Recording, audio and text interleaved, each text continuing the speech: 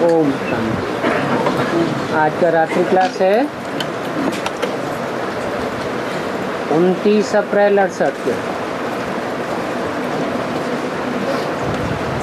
भक्ति मार्ग में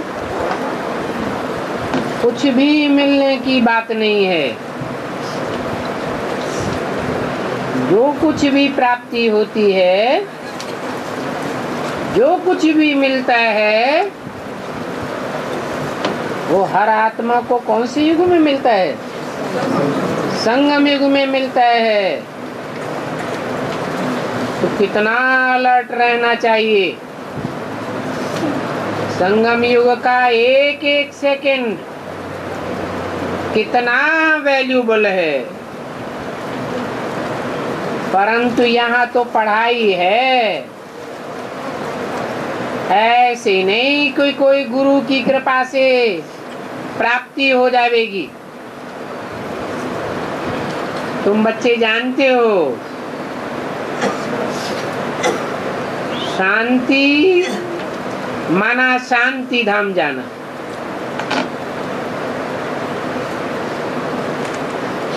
शांति और कहां से मिलती नहीं है। और ये शांति नंबरवार मिलती है। नंबरवार परमधाम जाते हैं, नंबरवार शांति पाते हैं, नंबरवार इस दुनिया में आते हैं। तो शांति कहाँ से मिलती है? अरे पानी सागर से मिलता है, शांति कहाँ से मिलती है? शांति धाम से मिलती है। और वो शांति सिवाय शांति के सागर के और कोई दे नहीं सकता।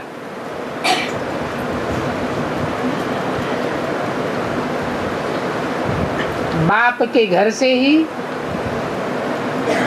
शांति का वर्षा मिलेगा।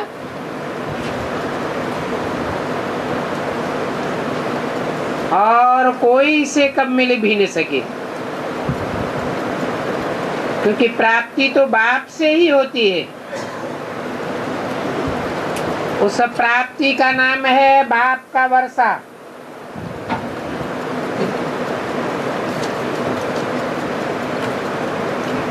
और वर्षा एक होता है लौकिक बाप से,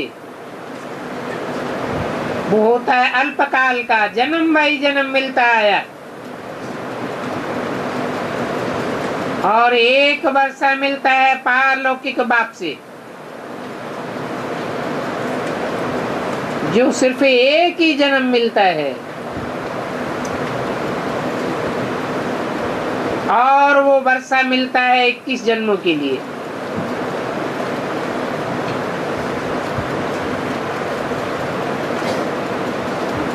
इक्कीस जन्मों के आधार पर जो पुरुषार्थ होता है, पुरुषार्थ की गति होती है, उसके अनुसार 63 जन्म भी प्राप्ति हो जाती है।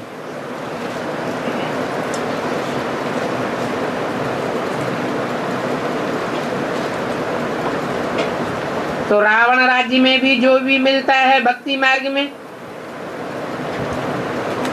भले अल्पकाल का मिलता है, नंबरवार तो मिलता ही है।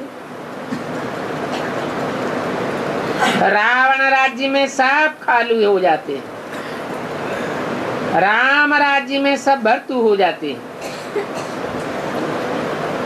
तो बतावे, कोई भी बतावे भक्ति मार्ग में क्या मिलता है और क्या मिलता आया है।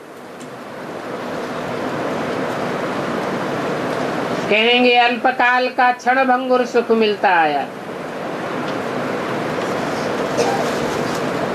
भक्ति तो बहुतों ने की है अच्छी तरह से।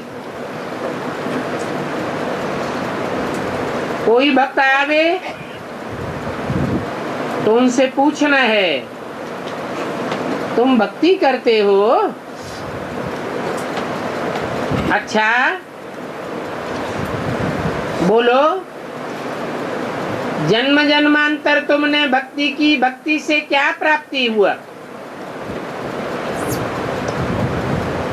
कुछ प्राप्ति होती है? कुछ भी बतावेगा नहीं।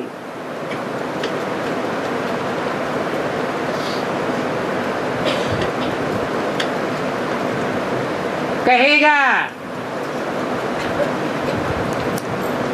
कि शांति मिलती है,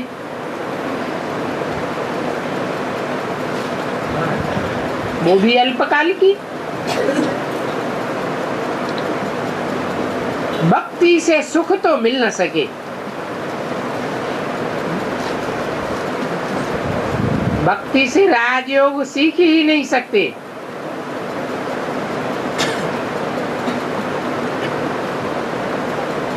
क्योंकि राज की बातें भक्ति से जान ही नहीं सकते। भक्ति में तो अंधश्रद्धा सिखाई जाती है, अंधविश्वास सिखाया जाता है। तो सच्ची सुख शांति कैसे मिलेगी?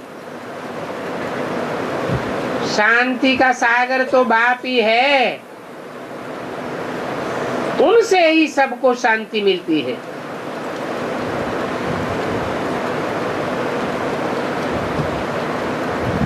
न इनसे मिलती है,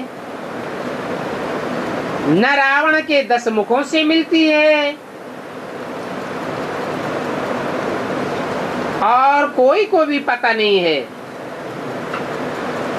कि शांति किसको कहा जाता है। सन्यासी शांति के लिए जंगल में भटकते हैं।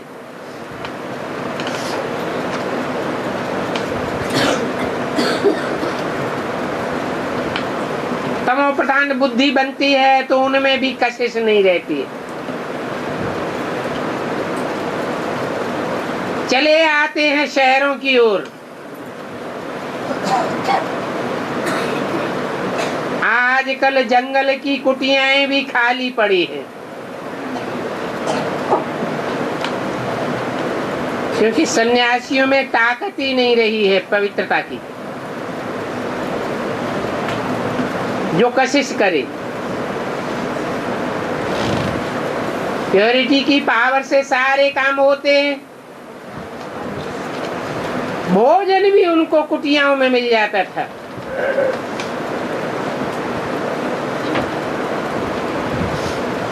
अभी तुम तो शक्ति प्राप्त करते हो बाप से।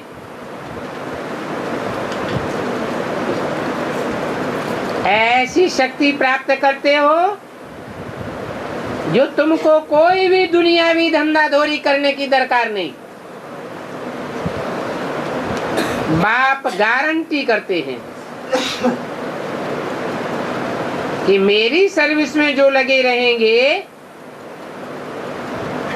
दुनिया में चाहे जितना भी अकाल पड़े, भूखमरी फैले, मेरे बच्चे भूख नहीं मर सकते।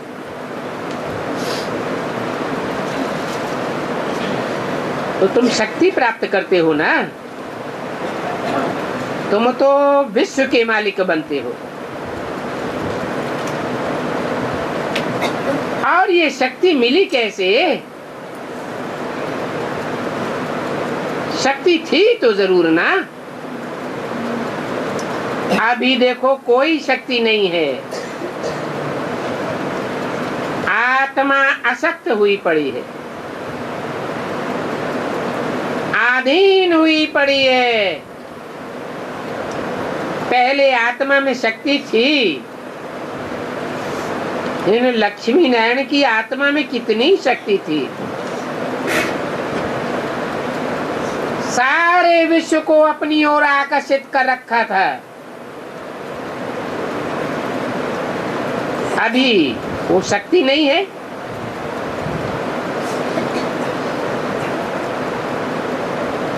फिर शक्ति प्राप्त करने के लिए पुरुषार्थ कर रहे हैं। तो देखो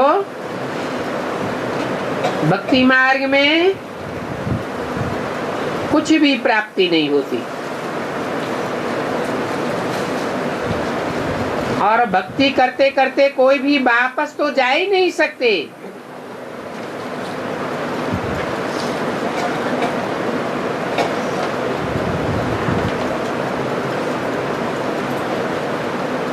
वापस जाना है ऊंचे से ऊंचे धाम में,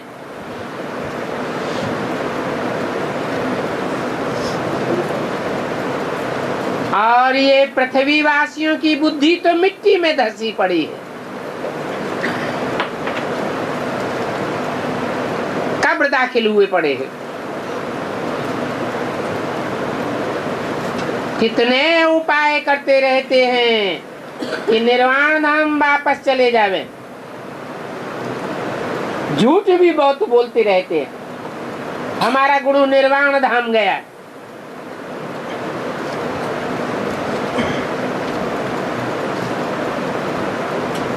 और कितने उपाय करते हैं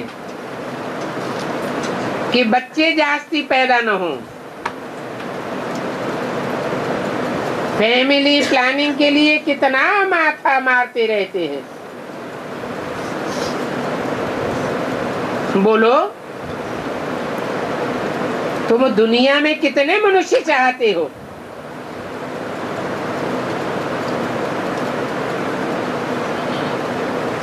कोई हिसाब है?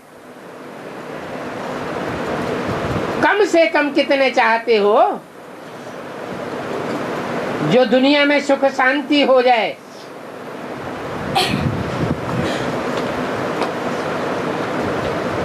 विचार करो, सतयुग में आज सनातन देवी देवता धर्म था तो कितने मनुष्य होंगे?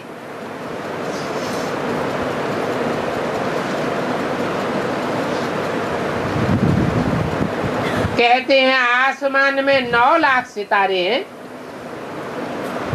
अरे वो 9 लाख सितारे तो रोशनी देने वाले हैं ना। तुम आत्मा रूपी सितारे हो। तुम भी जब ऊंची स्टेज में पहुंच जाते हो, सृष्टि के आदि काल में पहुंच जाते हो, अनादि काल में पहुंच जाते हो, तो कितनी ज्ञान की रोशनी मारते हो। दुनिया अंधेरे में भटकती है और तुम सारी दुनिया को रोशनी देते हो।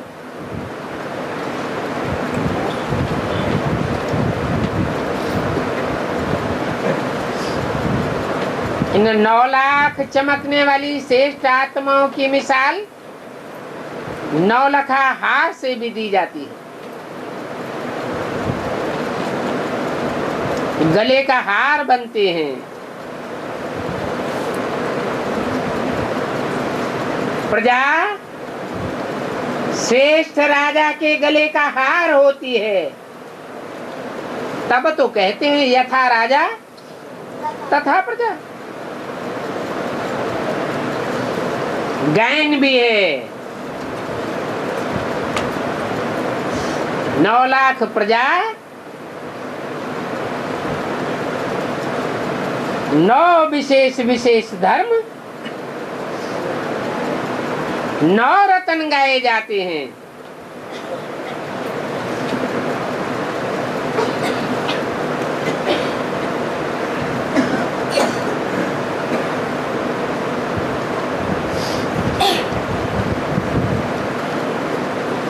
गाते हैं फकीरा साहब।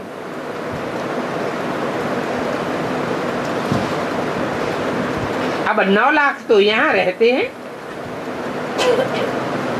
इस सृष्टि की ही बात है। तुम बच्चे ही लकी स्टार्स हो।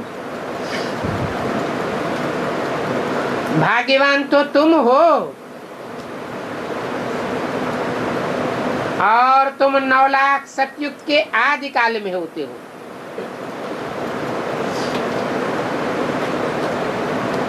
जिनकी ज्योति जगी हुई रहती है,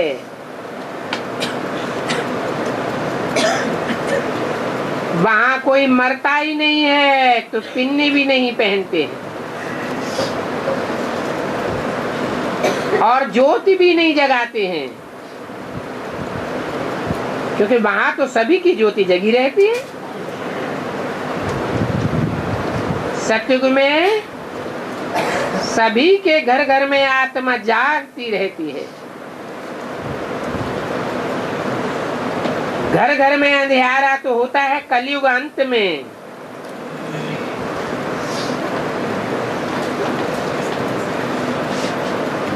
घोर अंधियारा हो जाता है। तो यादगार मनाते हैं दीपावली अमावस्या की रात।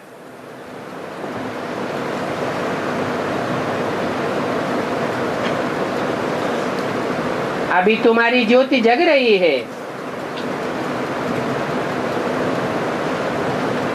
ज्योति जगाओ, दीपक जगाओ, बात एक ही है।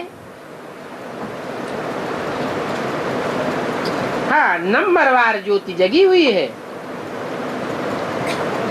कोई की 5%, कोई की कितनी 100% तो होती है बाप की ज्योति।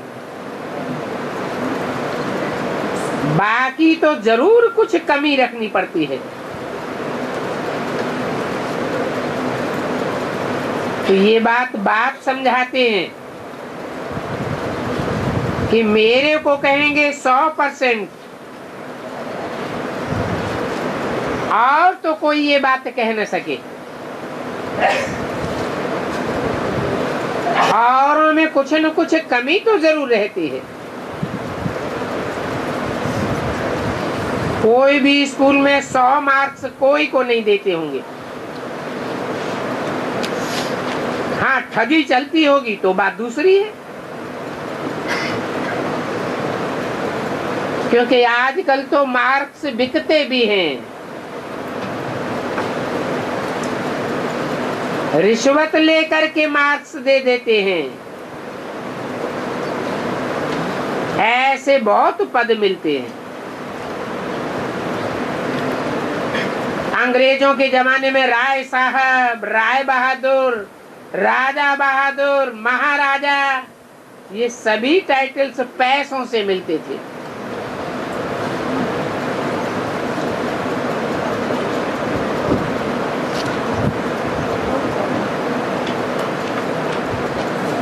बाप भी आकर के पद बांटते हैं, तो कौन से पैसे लेते होंगे?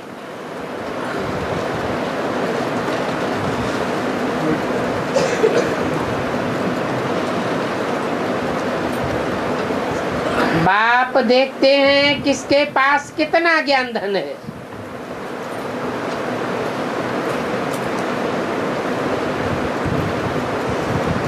और ये भी देखते हैं कि सबसे जास्ती बच्चे वाला कौन है, है? बाप भी बच्चे पैदा करवाता है,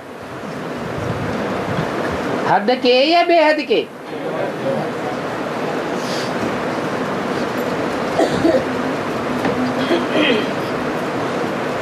शिव बाबा ऊंचते ऊंच, बाप दादा कुछ कम जास्ती।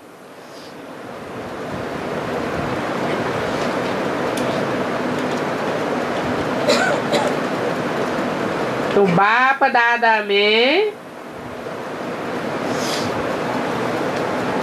50-60 का फर्क है ना।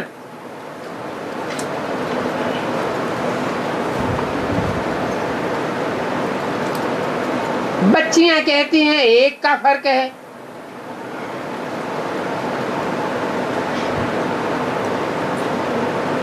तो बताओ ये कैसे?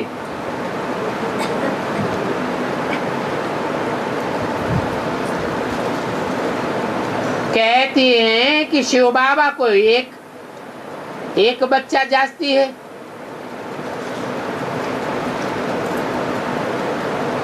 और प्रजापिता को 1 बच्चा कमती है।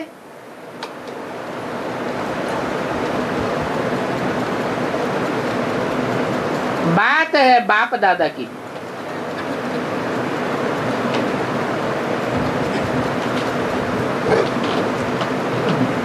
तो शिव बाबा और बाप दादा, शिव बाबा तो सभी आत्माओं का बाप है।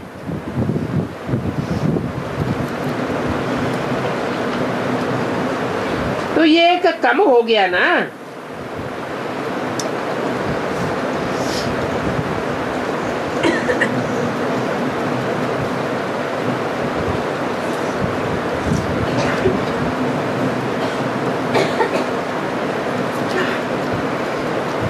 इसको कहा जाता है ईश्वर का अंत। मनुष्य कहते हैं ईश्वर का अंत कोई नहीं पा सकते।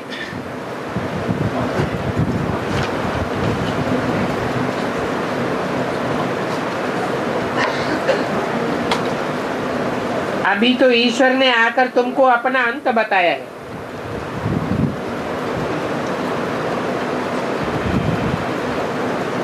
इसलिए ईश्वर का अंत नहीं कहा जा सकता, वो बेअंत नहीं है। क्योंकि अभी तो वो सृष्टि के आदि मध्य अंत का राज देते हैं। अभी तुम नास्तिक नहीं हो, राज को जानते हो तो आस्तिक हो। जब तक अंत नहीं है तब तक तुम भी नास्तिक थे। पहले तुम सभी आर्फन थे, निर्धन के थे। बच्चे घर में लहरते रहते हैं तो कहते हैं धनी धोड़ी कोई इनका नहीं है। अब यहाँ है बेहद की बात। क्या अगर तुम बेहद के बच्चे भी आपस में लड़ते झगड़ते हो तो क्या कहेंगे? सब अनिश्चय बुद्धि मरंती बैठे हुए हैं। अगर निश्चय बुद्धि जिंदा होते तो आपस में लड़ते झगड़ते क्या?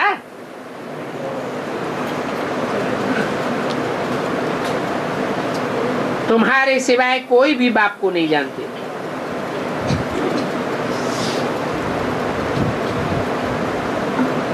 जो बाप को जानते हैं उनके साथ के साथ संस्कार मिलते हैं, सब उनसे खुश रहते हैं।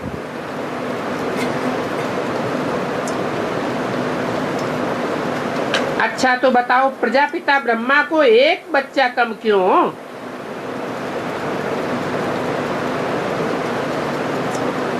ये फिर क्लास में पूछना सभी से। ये भी पढ़ाई है ना, पढ़ाई से ही पद मिलता है। भक्ति मार्ग से तो पद नहीं मिलता, वर्षा ही नहीं मिलता। तो देखो बाप ये भक्ति की निंदा नहीं करते हैं, बताते हैं कि ड्रामा अनुसार भक्ति से सभी की दुर्गति होती है।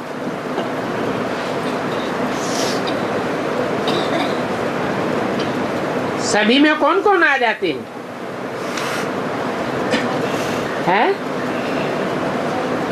कोई रह जाता है? इनकी भी दुर्गति होती है। किनकी? राम और कृष्ण की भी दुर्गति हो जाती है भक्ति करते करते। कहते हैं मैं इनमें प्रवेश करता हूँ। किनमें? राम और कृष्ण में प्रवेश करता हूँ। तो सभी की सदगति हो जाती है। अच्छा, मीठे मीठे रूहानी बच्चों को रूहानी बाप दादा का याद प्यार गुड नाइट। रूहानी बच्चों को रूहानी बाप का नमस्ते। ओम शांति।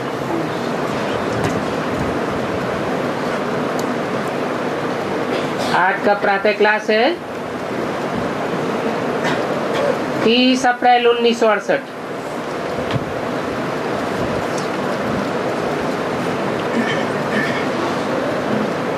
भक्ति मार्ग के सत्संगों के मुकाबले ये जो ज्ञान मार्ग का सत्संग है, ये है विचित्र सत्संग।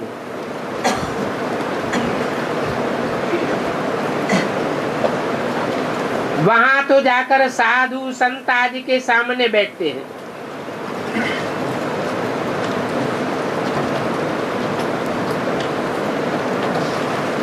कि हमको रामायण गुरु वशिष्ठ आदि जाकर के सुनावे।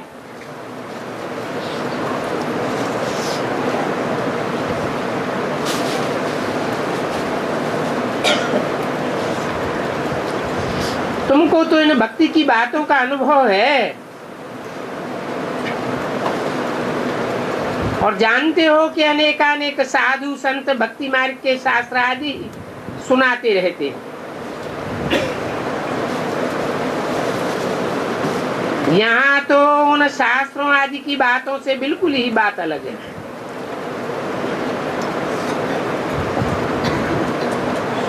यहाँ तुम कोई गुरु गुसाई के सामने नहीं बैठे हो,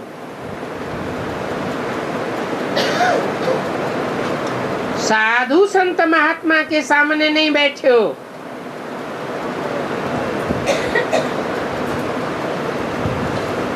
साधु कहा जाता है साधना करने वाले को। यहाँ तो तुम बाप के सामने बैठे हो। बाप को कोई इंद्रियों को साधने की दरकार है क्या?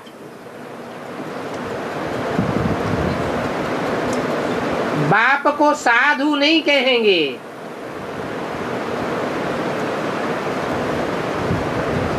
और यहाँ तो डबल बाप है और दोनों बेहद के बाप हैं। एक है आत्माओं का बाप और दूसरा है मनुष्य सृष्टि का बाप। और फिर माँ भी है। कौन?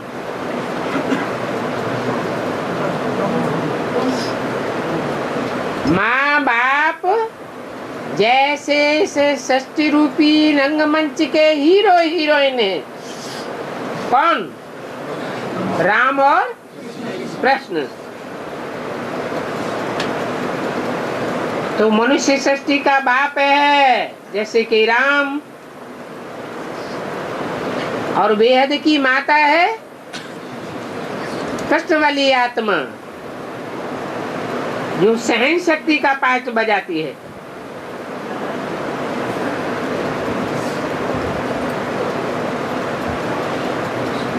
वहां उन सत्संगों में तो ऐसे नहीं होता है कि माँ बाप तुम्हारे सामने बैठे हो। ये तो तुम्हारा बेहद का परिवार है। घर का घर भी है और स्कूल का स्कूल भी है। तुम जानते हो ये हमारा बेहद का बाप भी है।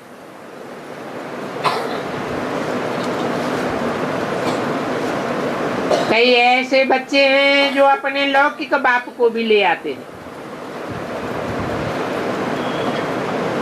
तो लौकिक बाप भी रहता है, पारलौकिक बाप भी रहता है, और फिर ये वंडरफुल अलौकिक बाप भी रहता है। मम्मा भी रहती, फिर बड़ी मम्मा कहो छोटी मम्मा कहो। परिवार में दो माताएं होती है ना, एक छोटी माँ और दूसरी बड़ी माँ। तो इतने सात पारिवारिक संबंध तुम्हारे हो जाते हैं पक्के। वहां भक्ति मार्ग में तो ऐसा कोई संबंध नहीं होता जो सदा काल याद रहे। और न वह कोई फॉलोअर्स ही होते हैं। कहते हैं हम गुरु के फॉलोअर्स हैं, परंतु गुरु ने तो घर घाट छोड़ करके जाए कफन ही पहनी, तुम भी फॉलो करो, सो तो फॉलो करते नहीं है। तो बाप कहते हैं वो तो है निवृत्ति मार्ग।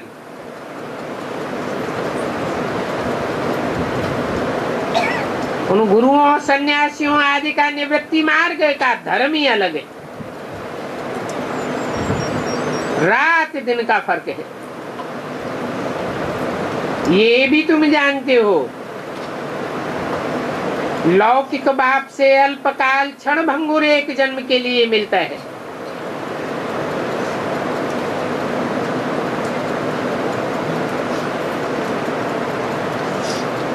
यहाँ तो फिर है नया बाप,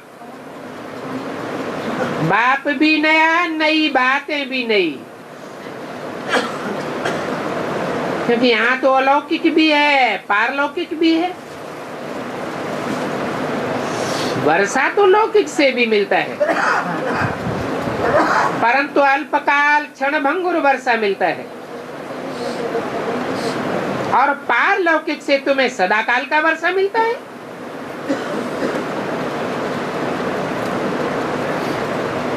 बाकी अलौकिक बाप वंडरफुल है, इनसे कोई वर्षा नहीं मिलता है। हाँ,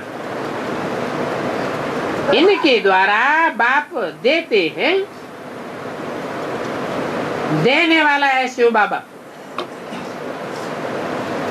इसलिए इस पारलौकिक बाप को भी याद करते हैं। और सभी धर्म वाले याद करते हैं। कहाँ प्राप्ति होगी सभी धर्म वालों को? जरूर संगम युग में सभी धर्म वालों को बाप से नंबरवार प्राप्ति हुई होगी पारलौकिक वर्षे की।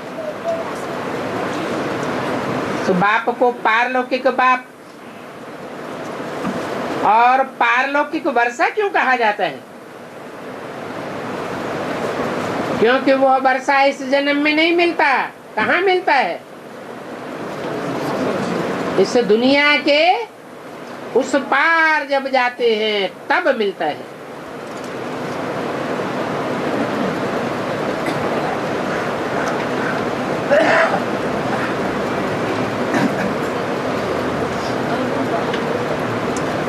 तो देखो, याद लौकिक बाप को भी करते हैं और पारलौकिक बाप को भी याद करते हैं।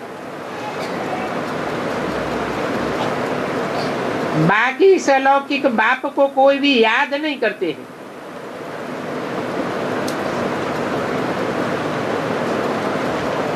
न भक्ति मार्ग में याद करते हैं, न तुम याद करते हो। क्यों नहीं याद करते हैं?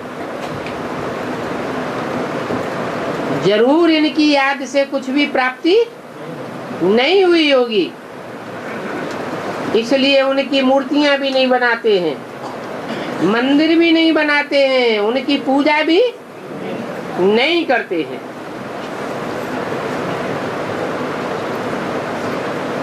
तुम बच्चे जानते हो, ये है प्रजापिता, ये कोई को पता नहीं है। और ये सारी प्रजा का पिता ग्रेट ग्रेट ग्रैंडफादर है।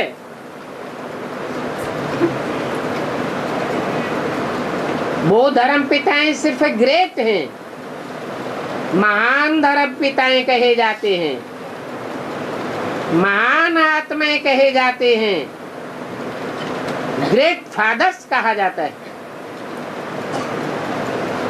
परंतु उनका भी ग्रेट ग्रेट ग्रैंडफादर ये है,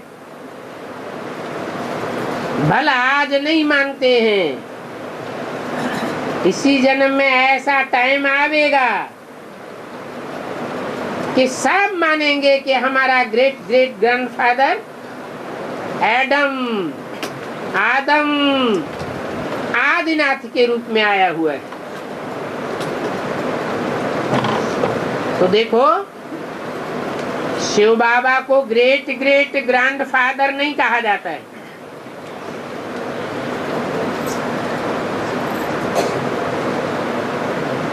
इसको कहा जाता है प्रजापिता को।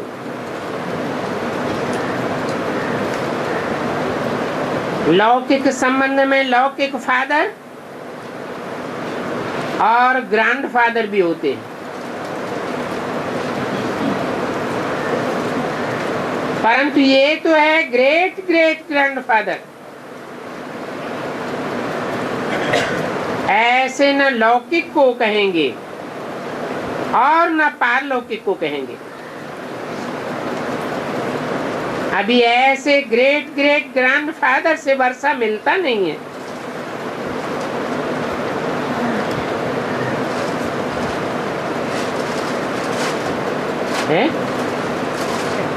फिर किससे मिलता है?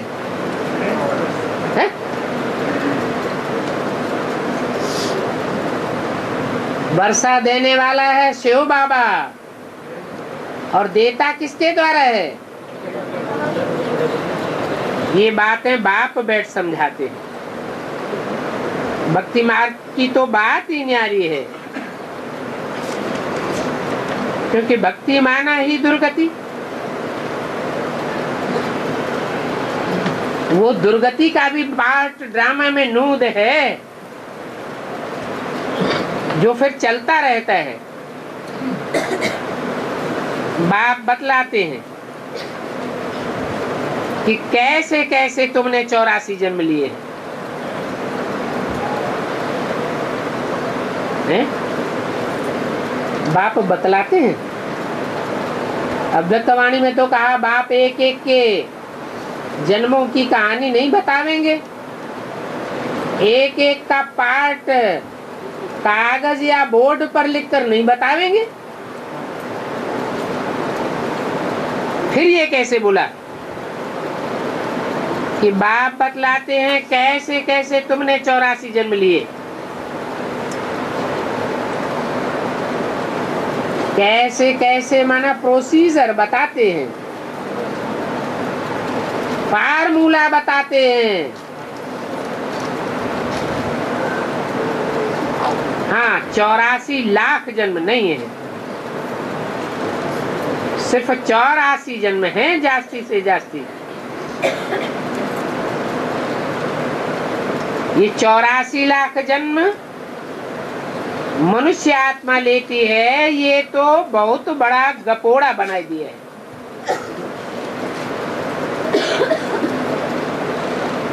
तो बाप कहते हैं कि भक्ति मार्ग में तुमने जो कुछ सुना है वो सब रंग है। बाप आकर के सारी दुनिया को और हमको राइटियस बनाते हैं। ऐसे नहीं है कि बाप ब्रह्मा के तन में आकर ज्ञान सुनाकर चले जाते हैं और हम अपने आप राइटियस बनते रहते हैं। नहीं, आकर के राइटियस बनाकर जाते हैं। इस समय सभी हैं अनराइटियस, सभी अधर्मी हैं। अपने धर्म पिता और अपने धर्म के ऊपर पक्का निश्चय किसी को बैठता ही नहीं। अभी अभी निश्चय, अभी अभी अनिश्चय होता रहता है। तो क्या कहेंगे, धर्मी है या अधर्मी है? सभी अधर्म करते रहते हैं।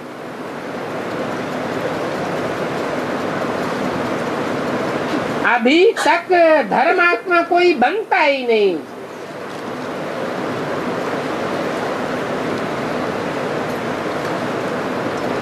पुण्य आत्माओं की दुनिया ही दूसरी है और पाप आत्माओं की दुनिया ही दूसरी है। है? शास्त्रों में धर्मात्मा किसको कहा जाता है? अरे धर्मराज को कहते हैं ना। किसका पार्ट है? ब्रह्मा का। धर्म की धारणाएं करने वालों में उत्तम, परंतु उसकी धर्म की वर्तमान धारणा क्या है? जो मुख्य बात है, गीता का भगवान कौन है? ये अधर्म की बात बुद्धि में बैठी हुई है या उसे धर्मात्मा कहें? अभी भी अधर्म की बात बुद्धि में बैठी हुई है। तो बोला एक भी धर्मात्मा नहीं है।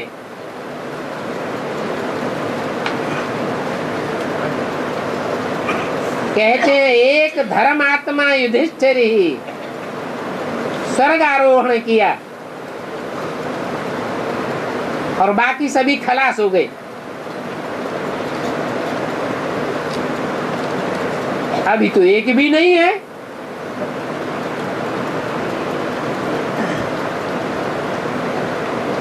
सारी दुनिया अनराइटियस। इसलिए बाप कहते हैं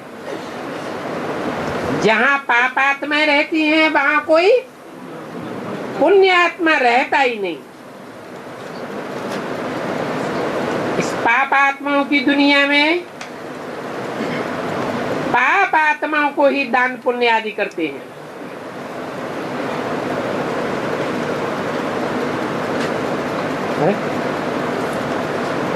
पापियों के हाथ में दिया तो पापात्मा बनेंगे या पुण्यात्मा बनेंगे? पापात्मा ही बनते रहते हैं। फिर क्या करें? है? अरे किसके हाथ में दें? पुण्यात्मा है ही नहीं कोई। है? शिव बाबा तो आया हुआ है कि नहीं आया हुआ है? शिव बाबा तो आया हुआ है। भले शिव बाबा पुण्यात्मा नहीं बनता है। पुण्यात्मा ऊंचा या पुण्यात्मा बनाने वाला ऊंचा? बनाने वाला तो और ऊंचा।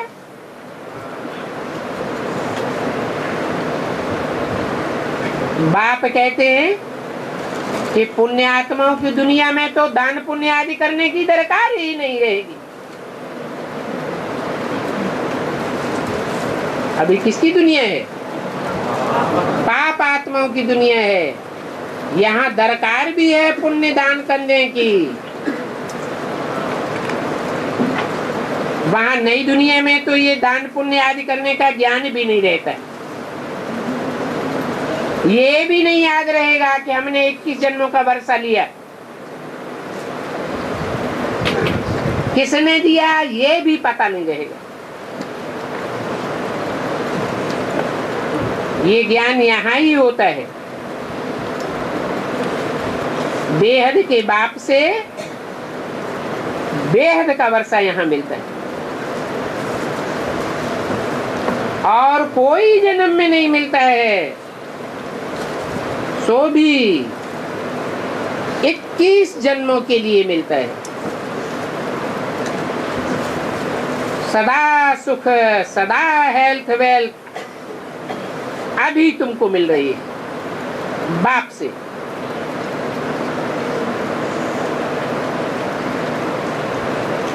यहाँ के पुरुषार्थ के अनुसार तुम्हारी आयु भी वहां बड़ी रहती है। उस पुरी का नाम ही क्या है? अमरपुरी। कहते हैं शंकर ने पार्वती को अमर कथा सुनाई, परंतु सूक्ष्म वतन में तो ये बातें होती नहीं है। कि वहां कोई सो जाए। सूक्ष्म वतनवासी तो सब फरिश्ते होते हैं, जागती ज्योति होते हैं कि अज्ञान नींद में सोने वाले होते हैं। वो तो सब मनन चिंतन मंथन की जागती ज्योति में होते हैं। और सो भी हमारा कथा कोई एक को थोड़े ही सुनाई होगी,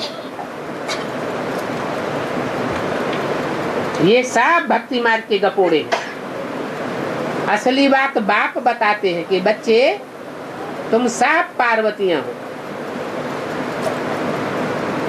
पवित्रता के विरुद्ध को नंबरवार धारण करती हो। तुम सब इस दुनिया को पार लगाने वाली हो।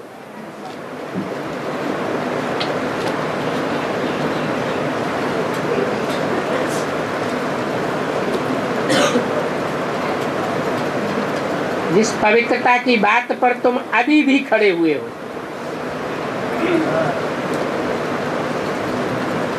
सबसे बड़ा गपोड़ा है कौन सा?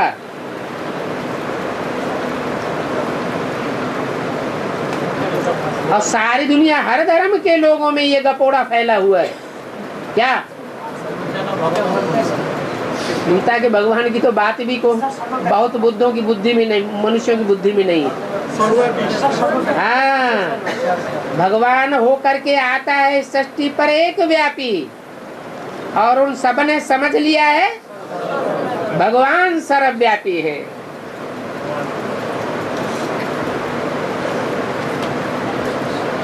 ये सब झूठ बोलते हैं।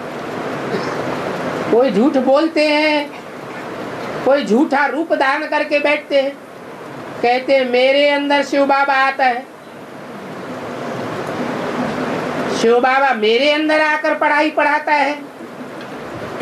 तो झूठ बोला ना। ये ग्लानि करते हैं।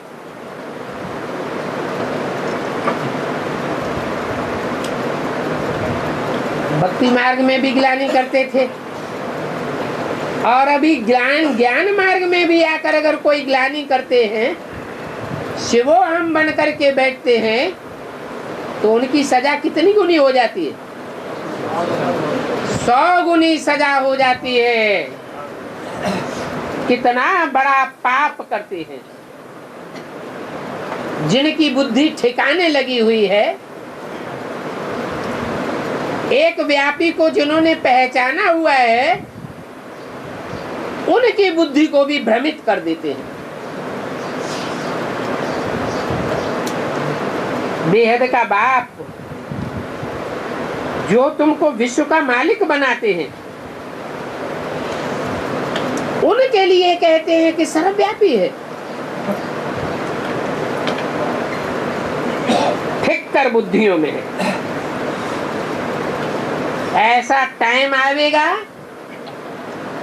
कि ऐसे शिवो हम बन करके बैठने वाले, माया की एक थोड़ी सी ठोकर लगेगी, जैसे मिट्टी के ढेले में एक ठोकर कोई मारता है और बिखर जाता है, ऐसे बिखर जाएंगे।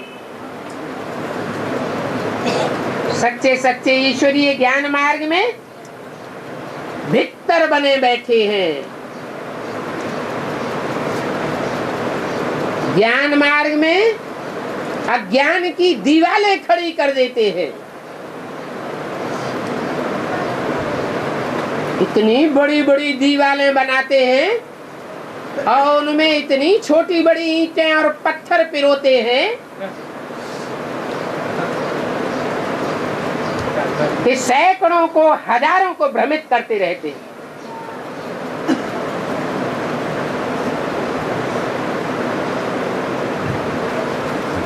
फिर कहते हैं कण कण में भगवान है। मिट्टी का कण जो पांव की ठोकर से कितना बिखर जाता है, उसमें भी भगवान है।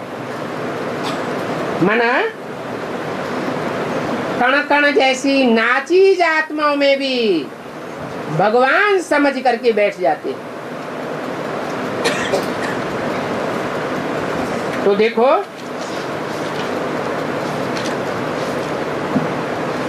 देवताओं की कितनी ग्लानि की। खुद ही देवताएं थे, खुद ही अपनी ग्लानि करने बैठ करने लग पड़ते, और अपने से भी जास्ती मेरी ग्लानि करते हैं। और मैं तो तुम्हारी कितनी निष्काम सेवा करता हूं। मुझे कुछ कोई सुख भी नहीं चाहिए सतयुग त्रेता का। मुझे कोई प्राप्ति नहीं चाहिए।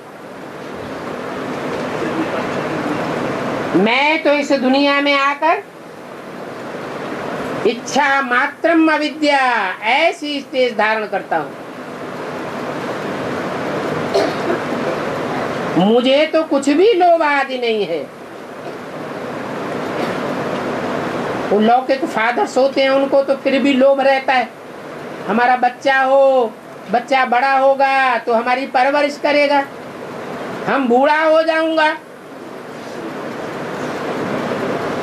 मुझे तो कोई लोभ नहीं है कि पहले नंबर का मेरा बड़ा बच्चा बने, मेरी परवरिश करेगा। जिसको विश्व का मालिक बनाता हूं, नई दुनिया का मालिक बनाता हूं, वो मेरी परवरिश करता है क्या? कुछ भी नहीं।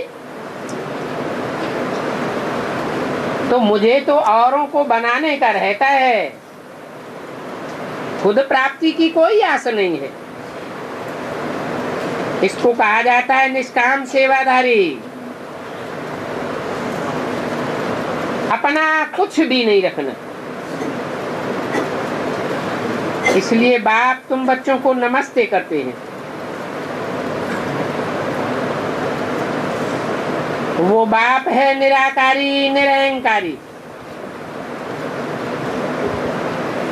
कोई चीज का कोई अहंकार नहीं। कपड़े आदि भी सब वही हैं। कौन से? जो यज्ञ के आदि में धोती कुर्ता पहनता था, वो ही धोती कुर्ता अभी भी पहनता है। कुछ भी बदला नहीं है।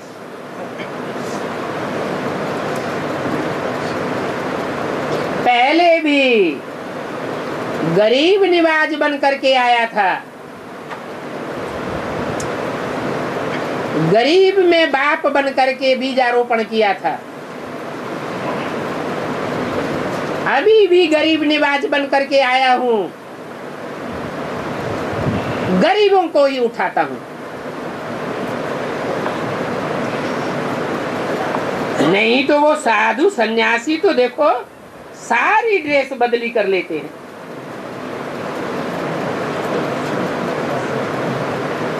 कोई को पता भी न लगे ये पहले कौन थे और अब कौन बन गए। बड़े बड़े ऑफिसर्स लोग भी होते हैं, वो भी बदलाते हैं।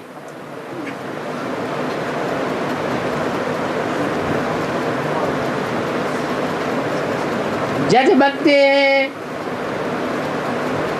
लॉयर बनते हैं, एडवोकेट बनते हैं, प्रेसिडेंट बनते हैं, प्राइम मिनिस्टर आदि बनते हैं, वो भी ड्रेस बदलते हैं।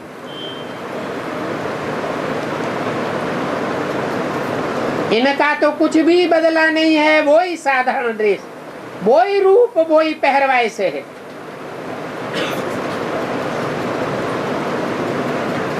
साधारण तन है ना, पहरवाइश भी साधारण है, कोई फर्क नहीं। तो बाप कहते हैं मैं साधारण तन लेता हूं। क्या कहा? अम्मा नहीं कहती है। अम्मा का साधारण तन होता है या अम्मा का सौंदर्यवान तन होता है? हा? अम्मा का तो बहुत सुंदर लचीला रूप होता है, बाप का तो वो ही साधारण तन है। वो भी कौन सा? ऐसा जो खुद ही अपने जन्मों को नहीं जानते कि हमने कितने पुनर्जन्म लिए हैं। वो सन्यासी लोग तो 84 लाख जन्म कह देते हैं। अब वो सब सुनी सुनाई बातें हैं ना, हिसाब तो लगाकर किसी ने नहीं बताया। हाँ, बाप आकर के 84 जन्मों का हिसाब बताते हैं कि सतयुग में तुमने 8 जन्म लिए, त्रेता में 12 लिए, द्वापर में 21 और कलयुग में 41 जन्म लिए। एक संगम युग का टोटल मिलाकर तुम्हारे 84 जन्म होते। वो तो ऐसे ही सुनी सुनाई बातों पर विश्वास करते रहते। गरुड़ पुराण में भी दिखाते हैं कि जानवर आदि क्या क्या बनते रहते। बाप कहते हैं ये सब भक्ति मार्ग की रोचक कथाएं हैं। इन रोचक कथाओं से सुनने से फायदा कुछ भी नहीं होता है।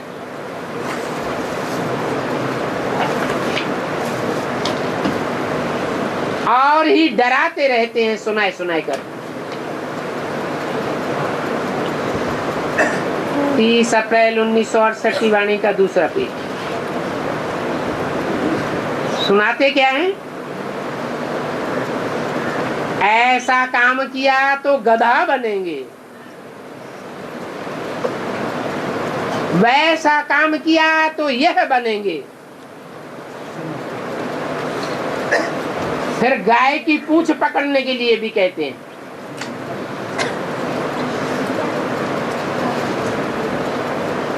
कहाँ की बात है? अरे गाय की पूंछ कहाँ पकड़ाई जाती है खास है? अभी गाय कहाँ जावेगी है? कहाँ जावेगी गाय? जिसकी पूंछ पकड़ेंगे।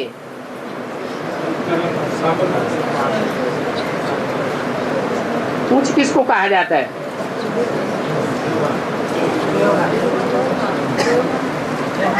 कहते हैं गाय की पूंछ पकड़ करके पार हो जावेंगे, विषय वैतरणी नदी को क्रॉस कर जावेंगे।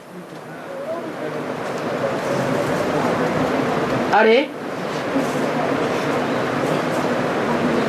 स्वर्ग की तो गैया ही अलग होती है।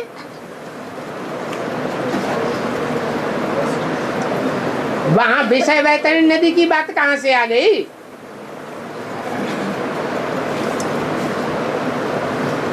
वहां नई दुनिया की तो गैया ही बड़ी फर्स्ट क्लास होती है। उनकी देह अभिमानी की पूंछ कहां से आ जाएगी?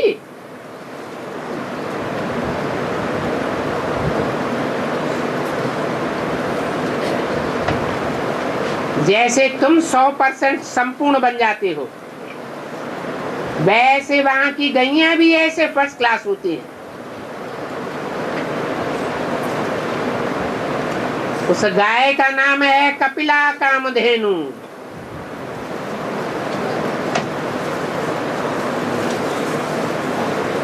कमला गौ भी कहते हैं।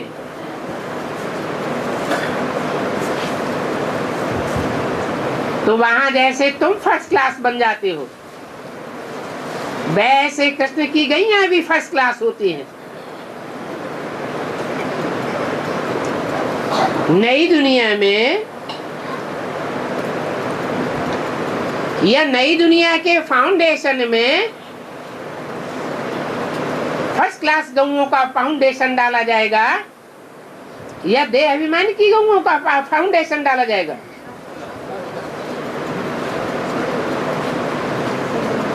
और कृष्ण कोई गैया चराते नहीं है। उनको क्या दरकार पड़ी है गैया चराने की?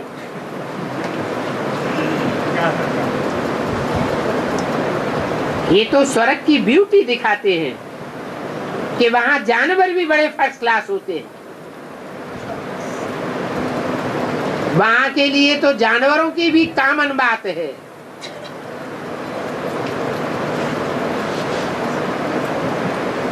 जैसे राजाओं के पास हर एक चीज अच्छी होती है,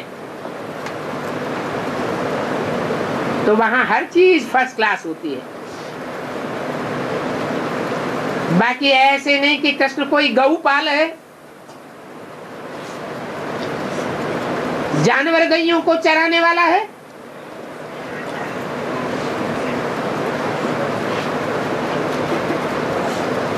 भक्ति मार्ग में तो कौन सी गौओं को समझ लिए? जानवर गौओं को समझ लिए। फिर गौ रक्षा आंदोलन करते रहते हैं। अरे उन जानवर गौओं की रक्षा करने से कौन सा स्वर्ग बन जाएगा?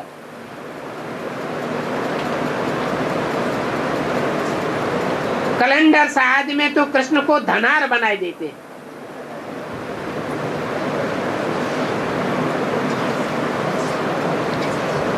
और फिर कृष्ण को नंबर 1 हिंसक भी बनाई दिए। दिखाते हैं सुदर्शन चक्र से सभी का गला काटा।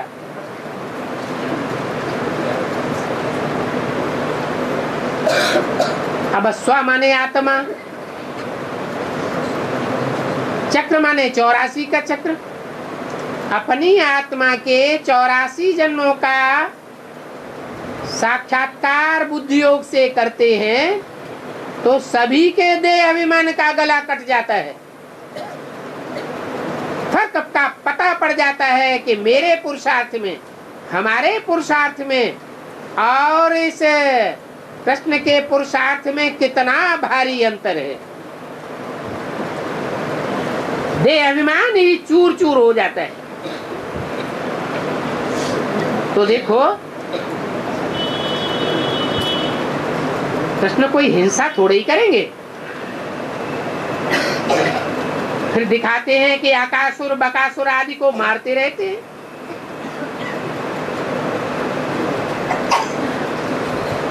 ये तो अक की तरह दुर्गंध छोड़ने वाले देह अभिमानियों के देह अभिमान को मारने की बात है। फालतू बकबक करने वालों के देह अभिमान को मारने वाली बात है। शास्त्रों में कितनी हिंसक बातें दिखाई दी। राम और कृष्ण को पूरा हिंसक बनाई दिए है। और फिर दिखाते हैं 16,108 रानियां थी।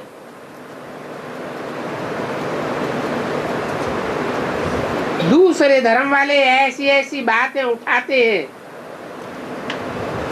और हिंदुओं को कन्वर्ट करते रहते हैं। पादरी लोग भी हिंदुओं को बैठ समझाते हैं, क्योंकि देवता धर्म तो अभी है ही नहीं। ये एक ही देवता धर्म है जो अभी प्रायः लोप हो गया है। बहुत करके लोप हो गया है, थोड़ा बहुत कहीं बचा है। ये बातें कोई शास्त्रों में नहीं है। बाप कहते हैं ये ज्ञान मैं अपने बच्चों को ही देता हूं। विश्व का मालिक बनाने के लिए। एक बार विश्व के मालिक बन गए तो फिर ज्ञान की दरकार ही नहीं रहती। और ज्ञान भी हमेशा ज्ञानियों को दिया जाता है। भक्ति तो अंधियारा है, इसलिए ज्ञान गायन भी है। ज्ञान सूर्य प्रकटा, अज्ञान अंधेर विनाश। अभी बच्चे जानते हैं सारी दुनिया ही अंधियारे में है। कितने ढेर के ढेर सत्संग करते रहते हैं। ये सभी हैं भक्ति मार्ग के सत्संग। पर यहाँ तो कोई भक्ति नहीं है। यहाँ तो बाप को पहचानने की बात है। सत्य के आदि मध्य अंत की सच्चे ज्ञान को जानने की बात है। यही एक सदगति मार्ग है। और एक बाप ही सदगति दाता है। तुम बच्चे भी भक्ति मार्ग में कहते आए हो बाबा आप आवेंगे, तो हम आपके ही बनेंगे। एक बाप दूसरा न कोई, क्योंकि आप ही ज्ञान के सागर हो, सुख के सागर हो, पवित्रता के सागर हो, धन संपत्ति के सागर हो। संपत्ति भी देते हैं ना।